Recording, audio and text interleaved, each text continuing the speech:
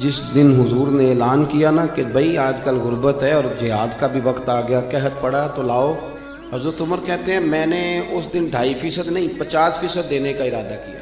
حضرت ابوبکر صدیق رضی اللہ تعالیٰ عنہ تو ابھی آنے والے تھے، جناب عمر فرماتے ہیں کہ میں نے نا آدھی رقم، یہ بہت بڑی رقم ہے، آدھی جائیداد، اس کو چھوٹا نہیں سمجھے آپ، یعنی 50%، اور فرماتے ہیں ہر شہر رکھ کے میں نے ماپی، اور مجھے پتا تھا کہ ابوبکر صدیق کے کاروباری حالات آج کل ٹھیک نہیں، یہ مجھے پتا تھا، باقی معاملات بھی میرے سامنے تھے، قحط تھا، میں نے کہا آج میں جیت جاؤں گا۔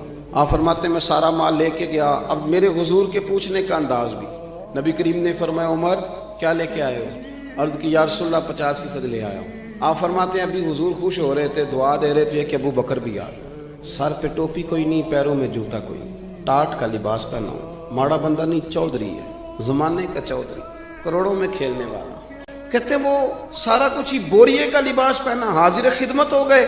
حضرت عمر کہتے ہیں میں تو پہلے بات پہ حیران تھا، کہتے ہیں مجھے حضور نے پوچھا تھا لے کے کیا آئے ہو، اور جب ابو بکر صدیق آئے اور سارا مال رکھا نا تو نبی پاک نے فرمایا ابو بکر گھر کیا چھوڑ کے آئے ہو؟ بڑے سیانے تھے جناب صدیق اکبر، کیا خوبصورت جملہ کہا، یہ نہیں کہا حضور سارا کچھ لے آیا ہو، کیا چھوڑ کے آئے ہو؟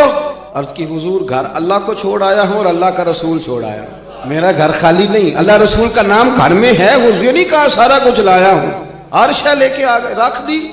قربان جاؤں کریم محبوب کے۔ حضرت ابوبکر صدیق نے گردن جھکائی ہوئی ہے، ٹاٹ کا لباس ہے، حضور فرمانے لگے ابو بکر آپ کے آنے سے پہلے جبریل آئے تھے، انہوں نے بھی آج ٹاٹ کا لباس پہنا۔ میں نے پوچھا ہے جبریل یہ کون سا لباس ہے؟ فرمایا یا رسول اللہ آج ابو بکر نے پہنا ہے تو رب کو پسند اتنا آیا ہے کہ سارے فرشتوں کو یہی جوڑا پہنا دیا ہے۔